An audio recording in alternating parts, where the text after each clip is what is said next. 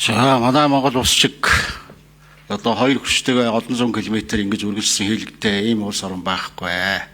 Бидэрт бол далайн тээвэр одоо байхгүйтэй адилхан. Усан тээвэр бол одоо хүс бөөр нуурыг л оруулахгүй юм бол. Тэгэхээр төмөр зам дээр л онцгой анхаарч ажиллах хэрэгтэй юм аа. За тэр нөгөө урд хүчтэйгээ бид нар ч одоо худалдаа, экспорт, импорт бол ерөнхийдөө бол 90% хамааралтай байна шүү дээ.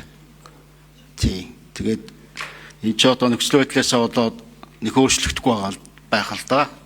Хоёр улсаас бид нэр тэгээд Монгол улс нүгэ явчихгүйгаас л хойш.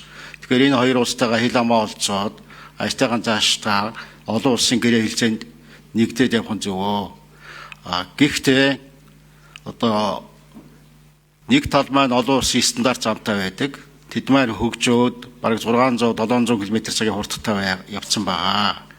За Уралын нуранаас нааш бол Оросын холбооны улсын хөгжил бол маш өндөр байгаа. За Уралын нуранаас нааш Сибирь хавьдаа бол одоо бас л хөөчих гэж оролдож байгаа. За урд хүчтэйгээ бас Гятадтай бол нарийн төмөр замаар их олон холбогдсон байгаа. Цааш ч холбогдож байгаа юм билээ.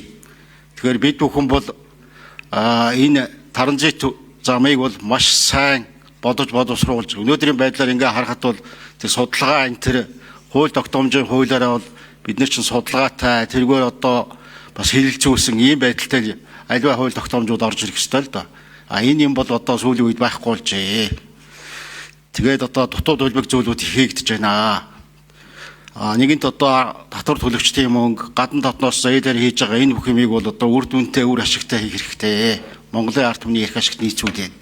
За ялангуяа нарийн өргөн хоёр төмөр зам Монгол улсын нутаг дэвсгэрээр уулзаад энэ ачаа барааг нь яг Монгол улс дээр зөрүүлж ачаад тэр одоо зөрүүлж ачсан энэ бүх одоо нэмэн өртөх нь бол Монгол улсад үлддэг. Ийм байхаар зохион байгуулж хийвэл одоо аль талаасаа зүгээр байх юм аа. Энэ талаар бодвол одоо судалгаа энэ төр юм хийгддэг л байлгүй дээ. Олон жил одоо бид нэр өрөөсгөл бодлого барьж ирлээ гэж миний хувьд бодож байгаа. Хамгийн гол нь одоо ард түмнийг зориуд үнэтэй байх, энэ зардал хэрэглэл нь одоо нүсэр байх, энэ тал руу юм чи яваад ах юм аа. Тэгээ одоо энд одоо буруу зүрүү ингээ ярих юм бол олон жил ирэх барьж исэн, олонх байсан Монгол ардын нам бол одоо хариуцах ёстой шүү. Та бүхэн. Тэгээ яагаад ч юм байдیں۔ Ойлгохгүй аа. Бодвол их л ухаантай улсууд байгаад байх шиг харагдах юм. Тэгээ ийм эдвэн таарны наацах юмыг одоо ойлгохгүй. Ингэж одоо Монголын ард түмнийг зоож явах ямар ч хэрэг байдیں۔ Би бас ойлгохгүй байгаа шүү дээ, тий. Тэгээ ард түмэн одоо тэгээ сонгоод байх юм. Ямар ч учиртай юм. Арай лөөр мөөр ордггүй л байлгүй дээ. Тий. За.